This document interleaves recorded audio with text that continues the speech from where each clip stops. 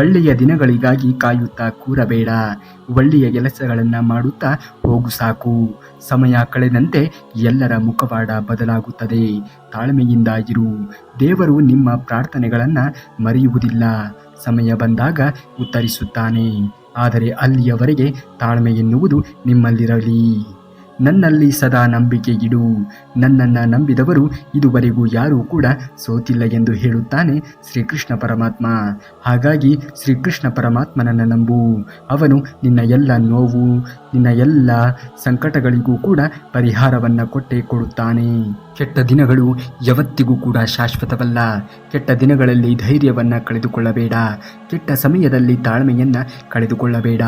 ಸಮಯವೇ ನಿನ್ನ ಜೀವನಕ್ಕೆ ಒಂದು ಒಳ್ಳೆಯ ದಾರಿಯನ್ನು ಕೊಟ್ಟೇ ಕೊಡುತ್ತದೆ. ಕೆಟ್ಟವರು ಎಷ್ಟೇ ಮೆರೆಯಲಿ, ನೀನು ಪ್ರತಿಕ್ರಿಯಿಸದೆ ಸುಮ್ಮನೆ ಇರು. ಅವರ ವಿನಾಶ ಸದ್ಯದಲ್ಲೇ ಬಂದೇ ಬರುತ್ತದೆ. ಆಗ ನೀನು ಹಾಕಿರುವಂತಹ ಕಣ್ಣೀರಿನ ಬೆಲೆ ಅವರಿಗೆ ತಿಳಿಯುತ್ತದೆ. ನಿನ್ನ ಕಷ್ಟದಲ್ಲಿ ಯಾರು ನಿನ್ನ ಕೈ ಬಿಟ್ಟು ಹೋಗಿದ್ದಾರೆಯೋ ಅವರೇ ನಿನ್ನ ಶತ್ರುಗಳು. ಅದೇ ಕಷ್ಟದಲ್ಲಿ ಯಾರು ನಿನ್ನ ಕೈಯನ್ನು ಹಿಡಿದಿದ್ದಾರೆಯೋ ಅವರೇ ನಿನ್ನ ಮಿತ್ರರು. ಹಾಗಾಗಿ ಅಂತಹ ಮಿತ್ರರನ್ನ ಜೀವನದಲ್ಲಿ ಕಳೆದುಕೊಳ್ಳಬೇಡ.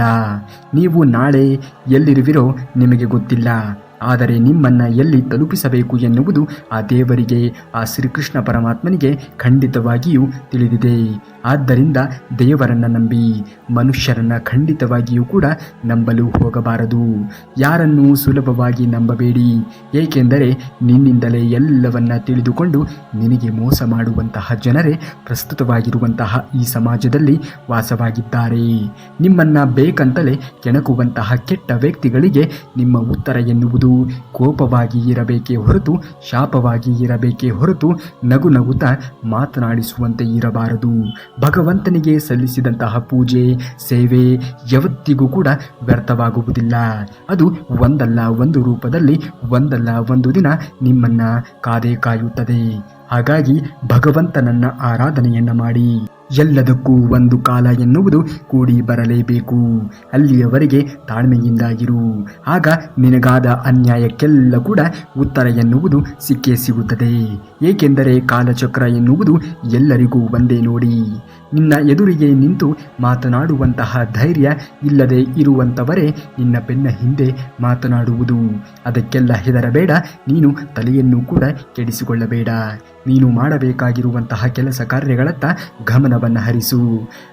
ಉಳಿದಿದ್ದೆಲ್ಲವನ್ನು ಕೂಡ ಶ್ರೀಕೃಷ್ಣ ಪರಮಾತ್ಮನಿಗೆ ಬಿಟ್ಟು ಬಿಡು. ಅವನು ಯಾರಿಗೆ ಯಾವಾಗ ಏನನ್ನ ಕರುಣಿಸಬೇಕು, ಯಾರಿಗೆ ಯಾವಾಗ ಏನನ್ನ ಕೊಡಬೇಕು, ಕಿತ್ತುಕೊಳ್ಳಬೇಕು ಎನ್ನುವುದು ಆತನಿಗೆ ತುಂಬ ಚೆನ್ನಾಗಿ ತಿಳಿದಿದೆ. ನೀನು ಅವಮಾನಗಳ ಬೆಂಕಿಯಲ್ಲಿ ಬೆಂದಷ್ಟು ಗಟ್ಟಿಯಾಗುತ್ತಾ ಹೋಗುವೆ. ಕುಗ್ಗಬೇಡ. ನಿನ್ನ ಮನಸ್ಸು ಕುಗ್ಗಿದರೆ ಮಾತ್ರ ಅವಮಾನಗಳು ನಿನ್ನ ಹೃದಯವನ್ನು ಅಲ್ಲಾಡಿಸಿ ಬಿಡುತ್ತವೆ. ನೆನಪಿನಲ್ಲಿ ಇರಲಿ, ಸಮಯ ಮತ್ತು ಸಲಹೆ ಎಷ್ಟು ಬೇಕೋ ಅಷ್ಟೇ ಕೊಡಬೇಕು. ಅತಿಯಾದರೆ ಸಲಹೆಯ ಜೊತೆಗೆ ನಮ್ಮ ಸಮಯಕ್ಕೂ ಕೂಡ ಬೆಲೆ ಎನ್ನುವುದು ಇರುವುದಿಲ್ಲ. ಯಾರ ವಿಷಯದಲ್ಲಿಯೂ ಕೂಡ, ಯಾವ ಒಂದು ವಿಷಯದಲ್ಲಿಯೂ ಕೂಡ ಅತಿಯಾದ ಆತ್ಮವಿಶ್ವಾಸವನ್ನು ಇಟ್ಟುಕೊಳ್ಳುವುದು, ಅತಿಯಾದ ನಂಬಿಕೆಯನ್ನು ಇಟ್ಟುಕೊಳ್ಳುವುದು, ಅತಿಯಾದ ಪ್ರೀತಿ ವಾತ್ಸಲ್ಯವನ್ನು ಬೆಳೆಸಿಕೊಳ್ಳುವುದು ಅದು ಒಂದಲ್ಲ ಒಂದು ರೀತಿಯಲ್ಲಿ ತಪ್ಪೇ. ಏಕೆಂದರೆ ಯಾರು ಯಾವಾಗ ಹೇಗೆ ಬದಲಾಗುತ್ತಾರೆ ಎನ್ನುವುದನ್ನು ಹೇಳಲು ಸಾಧ್ಯವೇ ಇಲ್ಲ ನೋಡಿ ಈ ಪ್ರಸ್ತುತವಾಗಿರುವಂತಹ ಸಮಾಜದಲ್ಲಿ. ಹಾಗಾಗಿ ಯಾರ ಮೇಲೆ ಎಷ್ಟು ನಂಬಿಕೆಯನ್ನು ಇಡಬೇಕೋ ಅಷ್ಟೇ ಇಡಬೇಕು. ಯಾರನ್ನು ಎಷ್ಟು ಪ್ರೀತಿಸಬೇಕೋ ಅಷ್ಟೇ ಪ್ರೀತಿಸಬೇಕು. ಅತಿಯಾದರೆ ಅಮೃತವೂ ಕೂಡ ವಿಷವಾಗುತ್ತದೆ. ನೆನಪಿನಲ್ಲಿ ಇಟ್ಟುಕೊಳ್ಳಿ. ಕಷ್ಟದ ದಿನಗಳಲ್ಲಿ ಯಾವತ್ತಿಗೂ ಕೂಡ ತಾಳ್ಮೆಯನ್ನು ಕಳೆದುಕೊಳ್ಳಬೇಡ.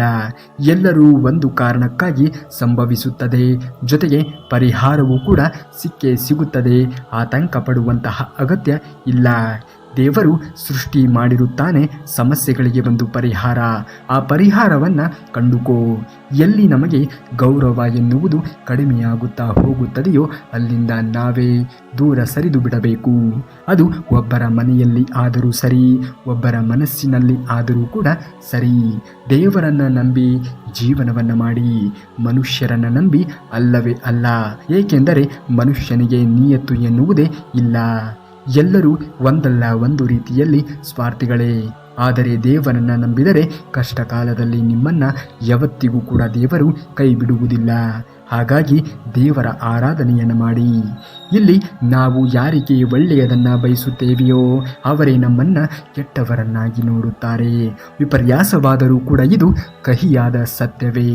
ನೊಂದವರಿಗೆ ಕಷ್ಟದ ಧೈರ್ಯದ ಒಂದು ಮಾತುಗಳನ್ನು ಹೇಳುತ್ತಾನೆ ಶ್ರೀಕೃಷ್ಣ ಪರಮಾತ್ಮ. ದುಃಖದಲ್ಲಿ ಇದ್ದಾಗ ದೇವರ ಮೇಲೆ ನಂಬಿಕೆಯನ್ನು ಕಳೆದುಕೊಳ್ಳಬೇಡ, ಏಕೆಂದರೆ ದೇವರು ನಿನ್ನ ಸುಖ ದುಃಖ ಎರಡರಲ್ಲಿಯೂ ಕೂಡ ಇರುತ್ತಾನೆ ಎನ್ನುವುದನ್ನು ನೀನು ಮರೆಯಲೇಬೇಡ.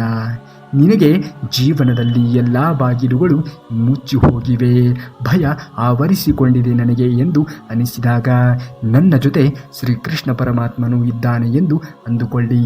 ಆಗ ನಿಮ್ಮ ಎಲ್ಲ ನೋವುಗಳಾಗಲಿ ನಿಮ್ಮ ಎಲ್ಲ ಸಮಸ್ಯೆಗಳಾಗಲಿ ತನ್ನಿಂದ ತಾನೇ ದೂರ ಓಡಿ ಹೋಗುವುದು. ನಿಮ್ಮ ಆಸೆ ನಿಮ್ಮ ಕನಸು ನುಚ್ಚು ನೂರಾದಾಗ ನೀವು ಕೆಳಗೆ ಬೀಳುತ್ತಾ ಇದ್ದೀರಿ. ಆದರೆ ನೆನಪಿನಲ್ಲಿ ಇಟ್ಟುಕೊಳ್ಳಿ, ನಿಮ್ಮನ್ನು ಹೀಗೆ ಕೆಳಗೆ ಬೀಳಿಸುವಂತಹ ಕುತಂತ್ರಗಳು ನಿಮ್ಮ ಬೆನ್ನ ಹಿಂದೆಯೇ ನಡೆದಿರಬಹುದು. ಎಚ್ಚರ ವಹಿಸಿ ಇನ್ನೊಬ್ಬರೊಂದಿಗೆ ಸಂಬಂಧವನ್ನು ಬೆಳೆಸಿಕೊಳ್ಳಿ. ನಿನ್ನ ಮುಂದೆ ಯಾರು ಎಷ್ಟೇ ಹಾರಾಡಲಿ ನೀನು ಮಾತ್ರ ಮೌನವಾಗಿ ಇರು, ತಾಳ್ಮೆಯಿಂದ ಇರು. ತಾಳ್ಮೆಯನ್ನು ಯಾವುದೇ ಕಾರಣಕ್ಕೂ ಕೂಡ ಕಳೆದುಕೊಳ್ಳಬೇಡ. ಅವರ ಹಾರಾಟಕ್ಕೆ ನಿನ್ನ ತಾಳ್ಮೆಗೆ ನಾನು ಉತ್ತರವನ್ನು ಕೊಡುತ್ತೇನೆ ಎಂದು ಹೇಳುತ್ತಾನೆ ಶ್ರೀಕೃಷ್ಣ ಪರಮಾತ್ಮ. ನಮ್ಮ ಹೃದಯ ಚೂರಾಗುವುದು ನಾವು ಹೆಚ್ಚು ನಂಬಿದವರಿಂದಲೇ, ಆದರೆ ಚೂರಾದ ಹೃದಯವನ್ನು ಜೋಡಿಸಬೇಕಾಗಿರುವುದು ನಮ್ಮ ನಂಬಿಕೆಯಿಂದ ಮಾತ್ರ ಸಾಧ್ಯ. ಹಾಗಾಗಿ ಅತಿಯಾಗಿ ಯಾರೊಂದಿಗೂ ಕೂಡ ನಂಟನ್ನಾಗಲಿ ಸಂಬಂಧವನ್ನಾಗಲಿ ನಂಬಿಕೆಯನ್ನಾಗಲಿ ಹೊಂದುವುದು ಅತ್ಯಂತ ಒಂದು ರೀತಿಯಲ್ಲಿ ಅಪಾಯವೇ.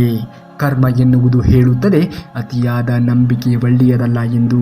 ನೀನು ಯಾರನ್ನ ಕಣ್ಣು ಮುಚ್ಚಿಯೂ ಕೂಡ ನಂಬಲು ಹೋಗಬಾರದು, ಏಕೆಂದರೆ ನೀನು ಕಣ್ಣು ಮುಚ್ಚಿ ಬಿಡುವಷ್ಟರಲ್ಲಿಯೇ ಮೋಸ ಮಾಡುವಂತಹ ನಂಬಿಕೆ ದ್ರೋಹಿಗಳು ಪ್ರಸ್ತುತವಾಗಿರುವಂತಹ ಈ ಸಮಾಜದಲ್ಲಿ ವಾಸವಾಗಿದ್ದಾರೆ.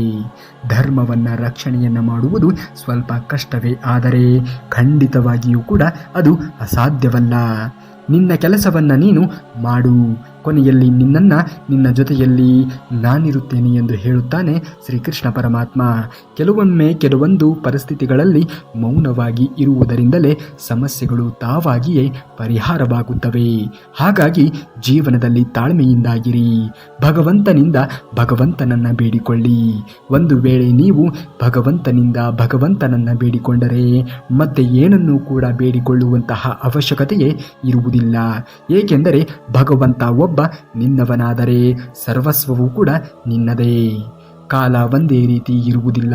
ಇಂದು ನಿನ್ನನ್ನು ಕಾಲಿನ ಕೆಳಗೆ ಹಾಕಿ ತುಳಿದವರು ನಾಳೆ ನಿನ್ನೆದುರೇ ಬಂದು ಮಂಡಿಯೂರಿ ಕಾಲು ಹಿಡಿಯುವಂತಹ ದಿನವೂ ಕೂಡ ಬಂದೇ ಬರುತ್ತದೆ. ಒಂದು ಕ್ಷಣದಲ್ಲಿ ಭಿಕ್ಷಕನೂ ಕೂಡ ರಾಜನಾಗಬಹುದು, ಹಾಗೆಯೇ ರಾಜನೂ ಕೂಡ ಭಿಕ್ಷಕನೂ ಆಗಬಹುದು. ಅವರವರ ಕರ್ಮ ಅವರಿಗೆ ತಕ್ಕ ರೀತಿಯ ಪ್ರತಿಫಲವನ್ನು ಕೊಟ್ಟೇ ಕೊಡುತ್ತದೆ. ಕಷ್ಟಗಳ ಭಾರವನ್ನು ಸಾಧ್ಯವಾದಷ್ಟು ತಡೆದುಕೋ, ಹೆದರಿ ಕುಸಿಯಬೇಡ. ಖಂಡಿತವಾಗಿಯೂ ಕೂಡ ನಿನಗೂ ಒಂದು ದಿನ ಬಂದೇ ಬರುತ್ತದೆ. ಸಮಯ ಎನ್ನುವುದು ಬಂದೇ ಬರುತ್ತದೆ. ನೊಂದವರಿಗೂ ಒಂದು ದಿನ ನಗಲೇಬೇಕಾಗುತ್ತದೆ.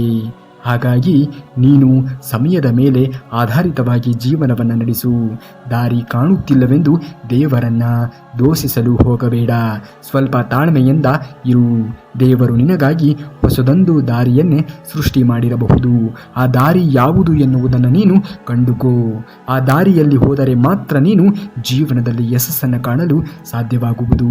ಕೆಲವೊಮ್ಮೆ ಪರಿಸ್ಥಿತಿಗಳು ನಿಮ್ಮ ಕೈ ಮೀರಿ ಹೋದಾಗ ತಾಳ್ಮೆಯಿಂದ ಇರುವುದೇ ಒಳ್ಳೆಯದು, ಏಕೆಂದರೆ ಪರಿಸ್ಥಿತಿಗಳು ಬದಲಾಗದೆ ಹೋದರೂ ಕೂಡ ನಿಮ್ಮ ಮನಸ್ಥಿತಿ ಬದಲಾಯಿಸಿಕೊಳ್ಳಬಹುದು. ನಾನು ಒಂಟಿಯಾದೆ ಎಂದು ಅಳಲು ಹೋಗಬೇಡ. ಬರುವಾಗ ಎಲ್ಲರೂ ಕೂಡ ಒಂಟಿ, ಹೋಗುವಾಗಲೂ ಕೂಡ ಎಲ್ಲರೂ ಕೂಡ ಒಂಟಿಯಾಗಿಯೇ ಹೋಗುವುದು. ಬರುವಾಗಲೂ ಮನುಷ್ಯ ಏನನ್ನು ತೆಗೆದುಕೊಂಡು ಬಂದಿರುವುದಿಲ್ಲ, ಹೋಗುವಾಗಲೂ ಕೂಡ ಮನುಷ್ಯ ಏನನ್ನೇ ತೆಗೆದುಕೊಂಡು ಹೋಗುವುದಿಲ್ಲ. ಬದಲಾಗಿ ಆತ ಇದ್ದಾಗ ಮಾಡಿರುವಂತಹ ಸತ್ಕಾರ್ಯಗಳಾಗಿರಬಹುದು, ಮಾಡಿರುವಂತಹ ಒಳ್ಳೆಯ ಕಾರ್ಯಗಳಾಗಿರಬಹುದು, ಅವು ಮಾತ್ರ ಶಾಶ್ವತವಾಗಿ ಉಳಿಯುತ್ತವೆ. ಹಾಗಾಗಿ ಜೀವನದಲ್ಲಿ ಆದರೆ ಇನ್ನೊಬ್ಬರಿಗೆ ಒಳ್ಳೆಯದನ್ನು ಬಯಸಿ ಒಳ್ಳೆಯ ಕಾರ್ಯಗಳಲ್ಲಿ ನಿರತರಾಗಿ, ಅದನ್ನು ಹೊರತುಪಡಿಸಿ ಕೆಟ್ಟ ಕಾರ್ಯಗಳಲ್ಲಿ ತೊಡಗಿಕೊಳ್ಳುವುದು ಒಂದು ರೀತಿಯಲ್ಲಿ ನೀವು ಸತ್ತಂತೆ. ಎಂಬಂತೆ ಅರ್ಥವಾಗುವುದು. ನಿನ್ನಲ್ಲಿ ಸಮುದ್ರದಷ್ಟು ನೋವಿದ್ದರೂ ಕೂಡ ಸಮುದ್ರದ ತಳದಂತೆ ಶಾಂತವಾಗಿ ಇರು. ಏಕೆಂದರೆ ಸುನಾಮಿ ಏಳುವಂತಹ ಸಮಯವು ಬಂದೇ ಬರುತ್ತದೆ. ಆಗ ನಿನ್ನ ಬಾಳಿನಲ್ಲಿ ಆಟ ಆಡಿರುವಂತಹ ಪಾಪಿಗಳು ನಿರ್ನಾಮವನ್ನ ಹೊಂದುತ್ತಾರೆ. ಇನ್ನೊಬ್ಬರ ತುಳಿತಕ್ಕೆ ಸಿಗದೆ ಆಡಿಕೊಳ್ಳುವವರ ಬಾಯಿಗೆ ತುತ್ತಾಗದೆ ಇದುವರೆಗೂ ಪ್ರಪಂಚದಲ್ಲಿ ಯಾರೂ ಕೂಡ ಬೆಳೆದಿಲ್ಲ. ಮನುಷ್ಯ ಒಳ್ಳೆಯವನಾಗಿ ಇದ್ದರೂ ಕೂಡ ಮಾತನಾಡುತ್ತಾರೆ, ಅದೇ ಮನುಷ್ಯನು ಕೆಟ್ಟವನಾಗಿ ಇದ್ದರೂ ಕೂಡ ಮಾತನಾಡುತ್ತಾರೆ. ಎಲ್ಲರೂ ಎಲ್ಲರಿಗೂ ಒಳ್ಳೆಯವರಾಗಿ ಇರಲು ಸಾಧ್ಯವಿಲ್ಲ. ಹಾಗೆಯೇ ಎಲ್ಲರೂ ಎಲ್ಲರಿಗೂ ಕೂಡ ಕೆಟ್ಟವರಾಗಿ ಇರಲು ಸಾಧ್ಯವಿಲ್ಲ. ಅವರವರ ದೃಷ್ಟಿಕೋನದಲ್ಲಿ ಅವರು ಒಳ್ಳೆಯವರು ಅಥವಾ ಕೆಟ್ಟವರೋ ರೀತಿಯಲ್ಲಿ ಕಾಣುತ್ತಾರೆ. ದುಡುಕುವುದು ಬೇಡ. ಸಮಯ ಯಾವಾಗಲೂ ಒಂದೇ ರೀತಿ ಇರುವುದಿಲ್ಲ. ಮೆರೆದವರೆಲ್ಲರೂ ಕೂಡ ಮಣ್ಣಾಗಲೇಬೇಕು. ತಾಳ್ಮೆಯಿಂದ ಇರು. ಯಾರೇ ನಿನ್ನನ್ನು ಅವಮಾನಿಸಲಿ ಕಣ್ಣೀರನ್ನ ಇಡಲು ಹೋಗಬೇಡ. ತಾಳ್ಮೆಯಿಂದ ಇರು. ಏಕೆಂದರೆ ಸಮಯ ಎನ್ನುವುದು ಬಂದೇ ಬರುತ್ತದೆ. ಅವಮಾನವನ್ನ ಮಾಡಿರುವಂತಹ ಜನರೇ ಒಂದು ದಿನ ಬಂದು ನಿನ್ನನ್ನು ಸನ್ಮಾನವನ್ನು ಕೂಡ ಮಾಡಬಹುದು. ಮನಸ್ಸಿಗೆ ನೋವಾದಾಗ ಕಣ್ಣೀರು ಬರುವುದು ಸಹಜ. ಆದರೆ ನಿನ್ನ ಕಣ್ಣೀರಿಗೆ ಕಾರಣ ಆದವರು ಅಳುವಂತೆ ಮಾಡುವುದು ನಿನ್ನದೇ ಜವಾಬ್ದಾರಿ. ಇದನ್ನು ಎಂದಿಗೂ ಕೂಡ ಮರೆಯಲೇಬೇಡ. ನೀವು ಸಂತೋಷವಾಗಿ ಇರಲು ಬಯಸಿದರೆ ಮೊದಲು ನಿಮ್ಮ ಹೃದಯಕ್ಕೆ ನಿರಾಶೆಗಳನ್ನು ಸ್ವೀಕರಿಸುವಂತಹ ಮನೋಧೋರಣೆಯನ್ನು ಬೆಳೆಸಿಕೊಳ್ಳಿ. ಅದು ನಿಮ್ಮ ಪ್ರೀತಿ ಪಾತ್ರರಿಂದಲೂ ಸಹ ಆಗಿರಬಹುದು. ಒಮ್ಮೆ ಜೀವನದಲ್ಲಿ ಯೋಚನೆಯನ್ನು ಮಾಡಿ ನೋಡಿ. ಏಕೆಂದರೆ ನೀವು ಅತಿಯಾಗಿ ನಂಬಿದವರೇ ನಿಮಗೆ ಮೋಸವನ್ನು ಮಾಡುವುದು. ತಾವರೇ ಕೆಸರಲ್ಲಿ ಹುಟ್ಟಿದರೂ ಕೂಡ ಭಕ್ತರು ದೇವರ ಪಾದಕ್ಕೆ ಅರ್ಪಿಸುತ್ತಾರೆ. ಪಾಪ ಸುಕಳ್ಳಿ ಹೂ ಬೆಟ್ಟದ ಮೇಲೆ ಸ್ವಚ್ಛ ಜಾಗದಲ್ಲಿ ಹುಟ್ಟಿದರೂ ಕೂಡ ಅದನ್ನು ಯಾರೂ ಕೂಡ ಉಪಯೋಗಿಸುವುದಿಲ್ಲ. ಇದರ ಅರ್ಥ ಹುಟ್ಟು ಮುಖ್ಯವಲ್ಲ, ನಾವು ಬದುಕುವಂತಹ ರೀತಿ ಮುಖ್ಯವಾಗುತ್ತದೆ. ದೇವರು ನಿಮಗೆ ನೀವು ಬಡತನದಲ್ಲಿ ಹುಟ್ಟಿಸಿದರೆ ನೀವು ಬಡತನದಲ್ಲಿಯೇ ಬೆಳೆಯುವುದು ಇದೆಯಲ್ಲ, ಅದು ಒಂದು ರೀತಿಯಲ್ಲಿ ನಿಮ್ಮ ಬೇಜವಾಬ್ದಾರಿತನವನ್ನು ತೋರಿಸುತ್ತದೆ. ನೀವು ಬಂದಿರುವಂತಹ ಸ್ಥಿತಿಗತಿಗಳು ಹೇಗೆ ಇದ್ದರೂ ಕೂಡ ನೀವು ಬೆಳೆದು ತೋರಿಸುವುದರ ಮೇಲೆ ನಿಂತಿರುತ್ತದೆ. ನಿಮ್ಮ ತಾಳ್ಮೆ ಎನ್ನುವುದು ಹೇಗಿರಬೇಕು ಎಂದರೆ ಬೇರೆಯವರು ನಿಮಗೆ ಅವಮಾನವನ್ನು ಮಾಡಿ ತಪ್ಪು ಮಾಡಿಬಿಟ್ಟೆ ಎಂದು ಪಶ್ಚಾತ್ತಾಪವನ್ನು ಪಡುವ ಹಾಗೆ ಇರಬೇಕು. ಮಾತು 1000 ಸಮಸ್ಯೆ ಉಂಟು ಮಾಡಿದರೆ ಮೌನ ಎನ್ನುವುದು 1000 ಸಮಸ್ಯೆಗಳಿಗೆ ಉತ್ತರವನ್ನು ಹುಡುಕಿಕೊಡುತ್ತದೆ. ಹಾಗಾಗಿ ಜೀವನದಲ್ಲಿ ಮೌನವಾಗಿ ಇರುವುದು ಒಳ್ಳೆಯದು. ಅದು ಎಷ್ಟೋ ಸಮಸ್ಯೆಗಳನ್ನು ನಮ್ಮಿಂದ ದೂರ ಮಾಡಿಸುತ್ತದೆ. ಸರಿಯಾದ ದಿಕ್ಕು, ಸರಿಯಾದ ಸಮಯ, ಅರಿವು ಇಲ್ಲದಿದ್ದರೆ ಉದಯಿಸುವಂತಹ ಸೂರ್ಯನು ಕೂಡ ನಮಗೆ ಮುಳುಗುತ್ತಿರುವ ಹಾಗೆ ಕಾಣಿಸುತ್ತದೆ. ಹಾಗಾಗಿ ಜೀವನದಲ್ಲಿ ಎಚ್ಚೆತ್ತುಕೊಂಡು ಜೀವನವನ್ನು ಮಾಡುವುದನ್ನು ಕಲಿ. ಯಾವ ಸಮಯದಲ್ಲಿ ಸಮಸ್ಯೆ ಹುಟ್ಟುತ್ತದೆಯೋ ಅದರ ಜೊತೆಯಲ್ಲಿಯೇ ಅದಕ್ಕೆ ಪರಿಹಾರವೂ ಕೂಡ ಹುಟ್ಟಿರುತ್ತದೆ.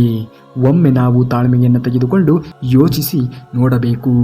ಕಷ್ಟಗಳು ಬಂದಾಗ ಸಹನೆ ಇದ್ದರೆ ಸಮಯವೂ ಕೂಡ ನಿನಗೆ ಸಹಕರಿಸುತ್ತದೆ. ಅದೇ ಒಂದು ವೇಳೆ ಸಹನೆ ಕಳೆದುಕೊಂಡರೆ ಸಮಯವೇ ಸಮಸ್ಯೆಯನ್ನು ರವಾನಿಸುತ್ತದೆ.